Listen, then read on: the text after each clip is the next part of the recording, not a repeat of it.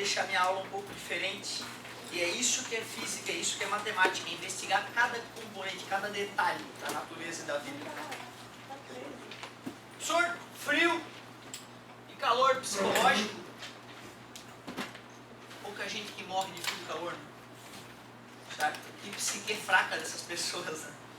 Que morrem de frio e calor. Na verdade, se alguém morre de frio e calor, né, muito provavelmente é porque ela realmente, o corpo dela entrou em colapso em função do ambiente onde ela estava. Então, o calor e o frio não são psicológicos, eles têm componente físico e é uma proteção da pessoa para que ela não morra. Mas pessoas podem sentir calor e frio em situações diferentes. Pessoas têm mais resistência a frio. Um esquimó, né, se ele vai morar no Nordeste, ele infarta.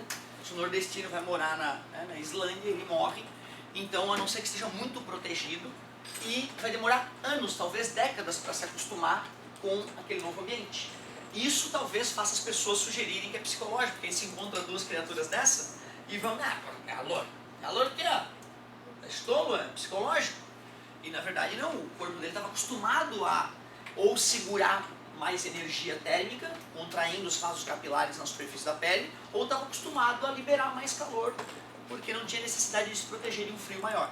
A mesma coisa a dor. A dor é física, para proteger a pessoa da morte, por isso as células medem a pressão em volta do nosso corpo, para na hora de começar a quebrar o teu corpo, a furar o teu corpo, poder sair daquele perigo.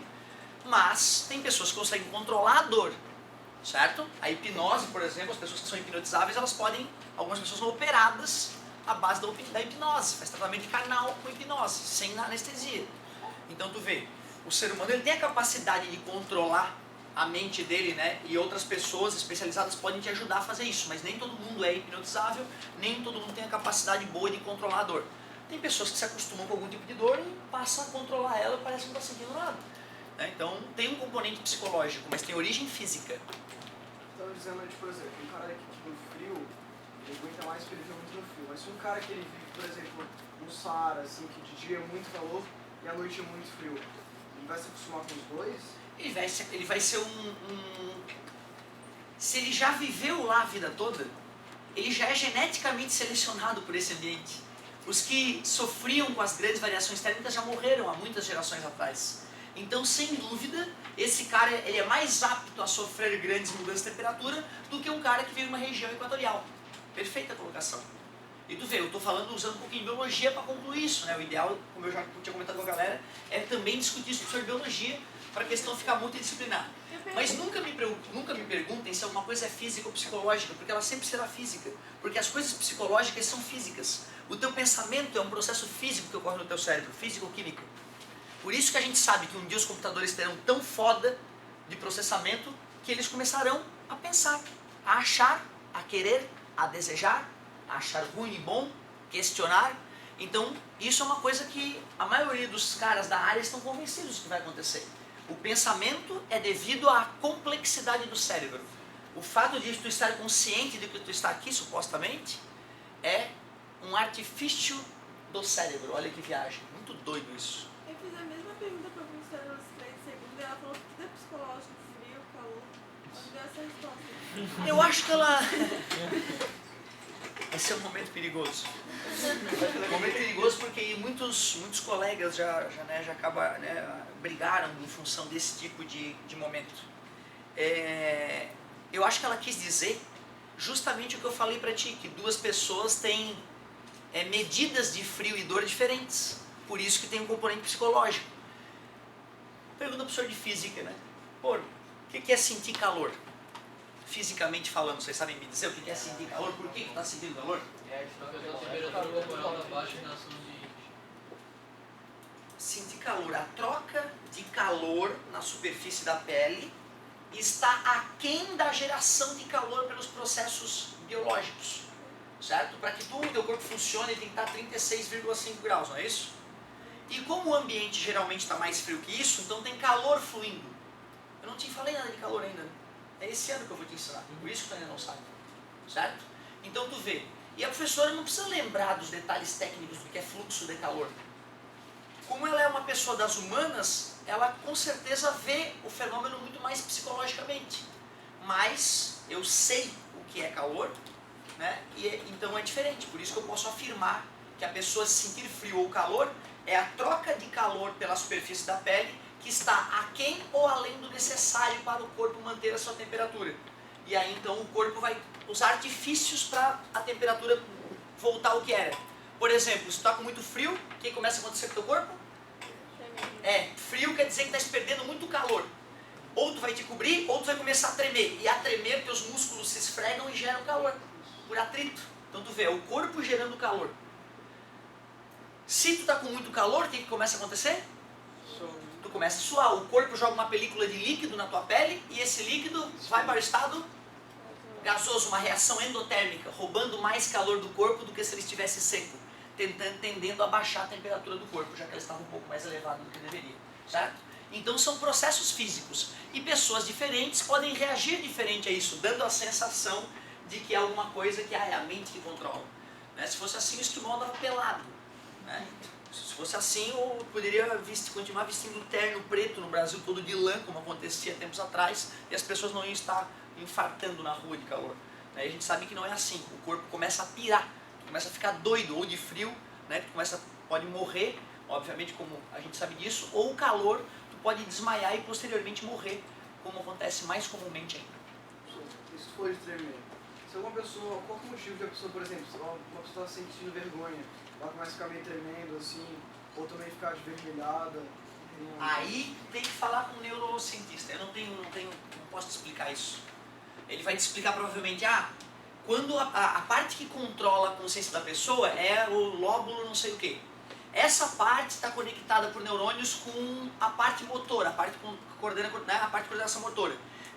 O que é estar nervoso? É um descontrole químico naquela região onde a pessoa, né, tem consciência de si própria. E aí esse descontrole químico, como está próximo da área motora fica prejudicada. Ele vai dar alguma explicação desse tipo, mas eu não tenho capacidade de explicar isso. Me perdoa, meu querido.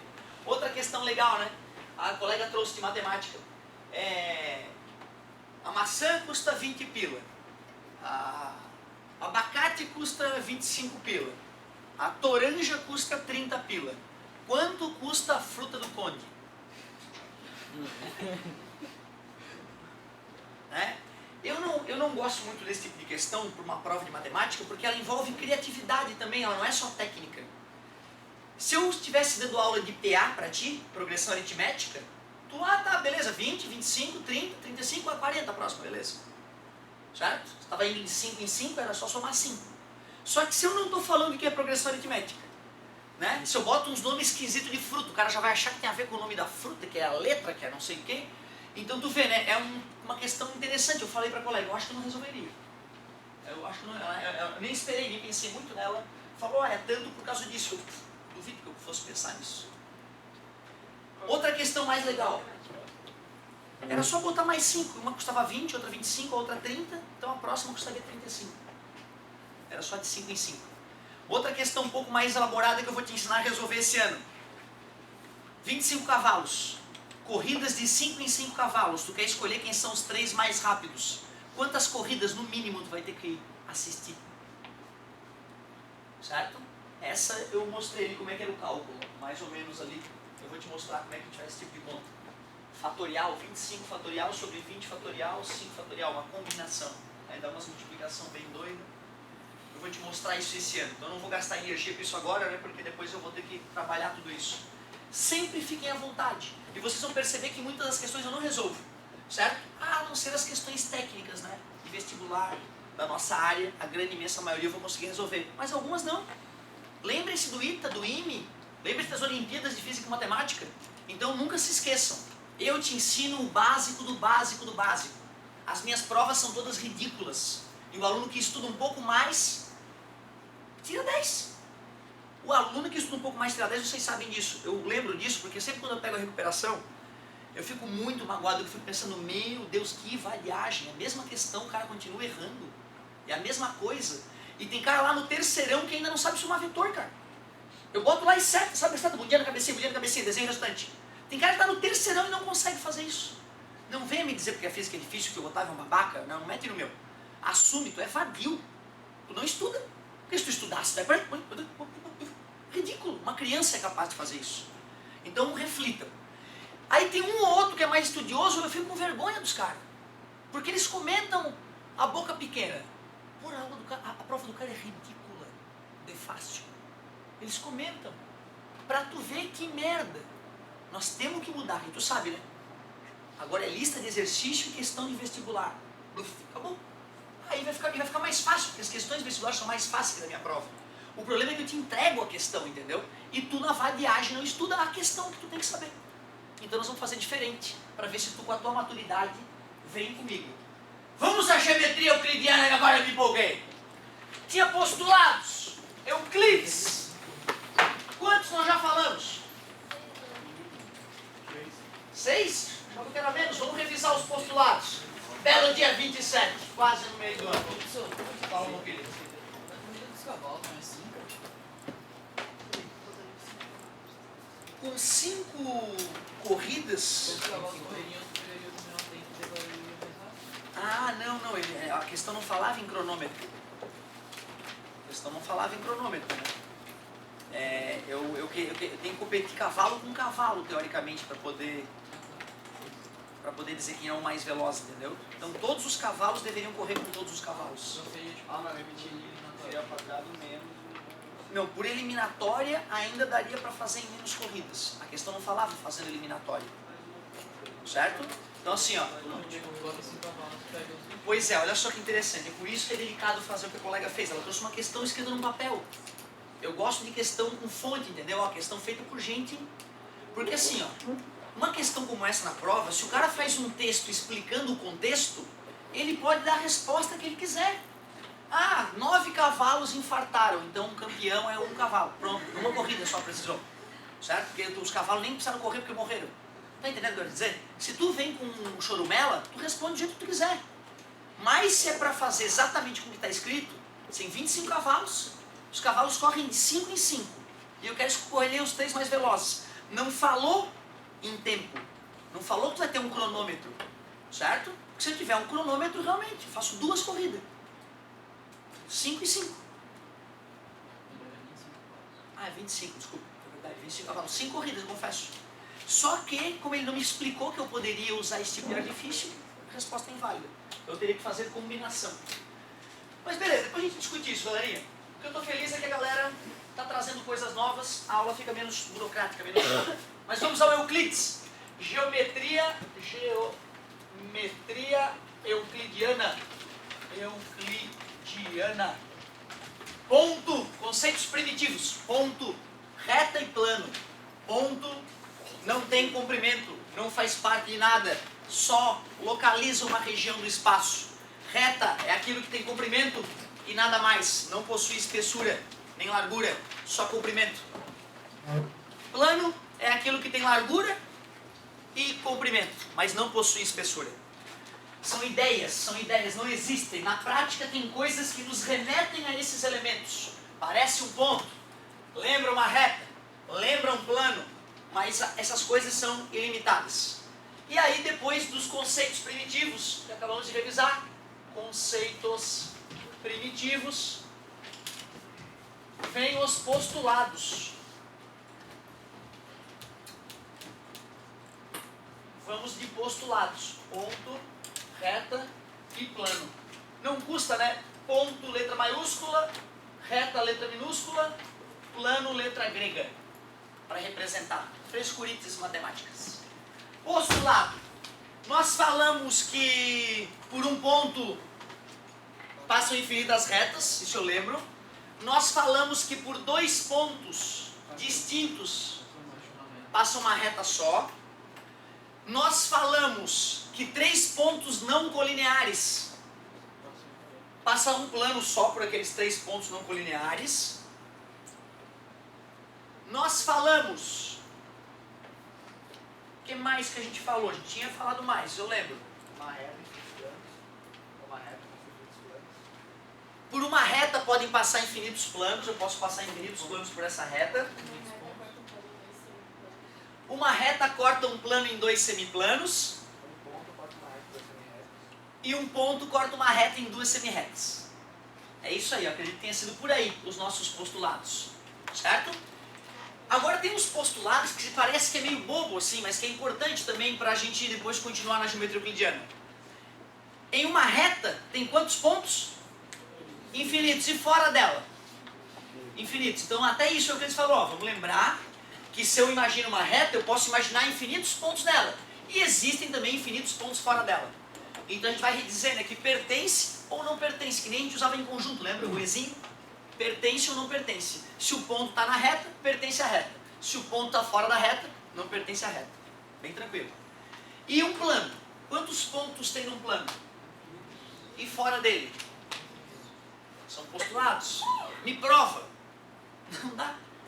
Não posso. Não tem como, né, cara, eu provar esse postulado. Por isso que é postulado. Postulado é algo que tu aceita sem prova. Mas é muito óbvio, né? Se o próprio plano tem comprimento infinito, eu posso ir avançando sempre, né, ao longo dele. Então tu vê, não dá para provar, mas dá para imaginar a coisa acontecer.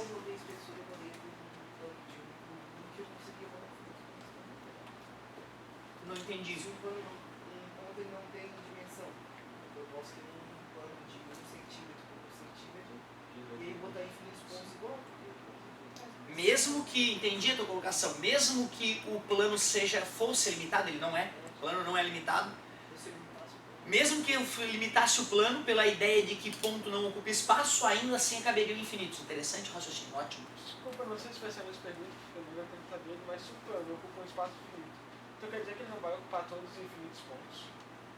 Não, porque ele é infinitamente fino, ele acaba abraçando todos os pontos coplanares que estão naquela região. Agora, acima e abaixo eu tenho mais infinitos. Ótima colocação. É assim que a gente vai aprendendo. Então tá, botamos mais 2 postulados então, né? Certo? Já estamos com... Eu acho que um deles, eu acho que não vai ser postulado, vai ser outra coisa depois, ou vai ser consequência de um dos postulados. Mas estamos com cerca de 6 ou 7. Que o ponto parte a reta em 2 semi-retas. Falamos, né, que por um ponto passam infinitas retas. Falou sobre pontos internos e externos de um plano. Mas se um plano é infinito, então não teria um lado externo. Desculpa, repete, por favor. Por exemplo, ele falou que dentro de um plano tem os pontos internos que ficam dentro do plano. Então, que os pertencem externos e que ao não plano. pertencem. Mas se o plano é infinito, não teria um lado externo. Não, mas é por isso que eu não falei interno e externo, acredito eu. Se eu falei, eu me confundi. Porque para falar interno, tem que estar numa caixa, né? Interno e externo. O plano não. Ou o ponto está no plano ou não está. Pode ser aqui, certo? Pode ser em cima. Então, quando um ponto está no plano, a gente diz que ele pertence àquele plano. E quando o ponto não está no plano, está acima ou abaixo, se bem que acima e abaixo são criações humanas em função da gravidade, né? No espaço não tem cima e baixo. Então eu posso estar numa posição ou num semi-espaço ou no outro semi-espaço, já que um plano divide o espaço em 2 partes. Podemos pensar assim, né? Certo? Então até acrescentamos algo a mais aí. Show. Outro postulado, um dos importantes, que é até chamado postulado de Euclides. Se eu tiver uma reta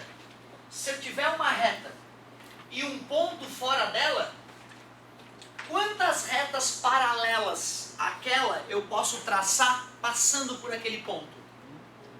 Uma só. Qualquer outra reta que não seja ela própria vai acabar, certo? Ou encostando nela, ou simplesmente...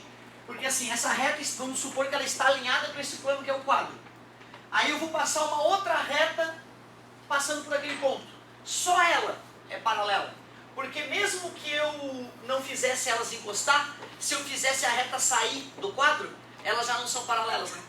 Retas paralelas têm que manter a mesma distância perpendicular entre elas, né, o tempo todo. E retas que são assim, não são paralelas.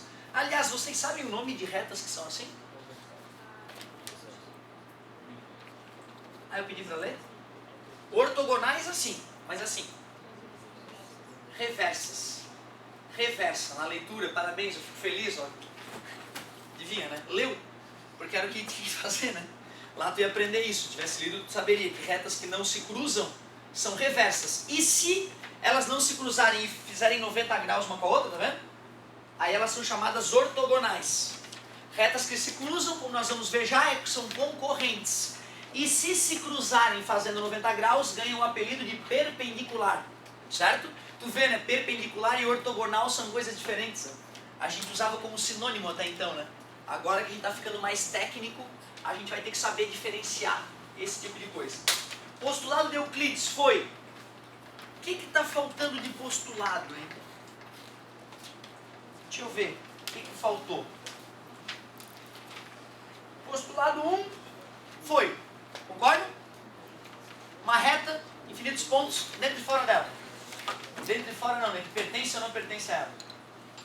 Postulado 2, um dos planos. Existem infinitos pontos no plano e fora dele, que não pertencem a ele. Por dois pontos não coincidentes, passa uma única reta. Foi. Postulado 4, esse não foi. Esse não foi. Vê se faz sentido. Eu tenho dois pontos num plano. Eu tenho dois pontos no plano. O ponto C e o ponto D, que pertencem ao plano alfa. C pertence a gama, desculpa. E D pertence a gama. Aí eu vou lá e traço uma reta que passa pelos pontos C e D. Uma reta R. Ou seja, eu estou afirmando que C pertence a R e D também pertence a R. Que conclusão eu posso tirar disso em relação à reta e o plano? Claro, né, cara? A reta tem que estar no plano, né? Se a reta se originou de pontos que estão no plano, por que ela sairia do plano? Certo? Esse é um dos postulados que não me veio de cabeça na mente, apesar de estar trabalhando com isso há anos. Logo, fala-me. Mas se a reta é uma ideia de que ela é infinita, ela não estaria dentro do plano e saindo do plano? Não, porque o plano também avança infinitamente, lembra? Eu faço esse quadradinho só para dar uma noção de onde ele está. Mas ele vai junto com ela infinitamente. O infinito e além. Nem o Buzz Lightyear. Certo? Logo, R pertence a gama. Tudo bem para vocês? Faz sentido, né? Vamos ver se eu falhei em mais algum. 3 pontos não colineares, um único plano passa por eles. Por um ponto passam infinitas retas. Postulado de Euclides que nós acabamos de comentar. Um ponto P pertence a uma reta, divide em 2 semi-retas. Postulado 9 foi, né?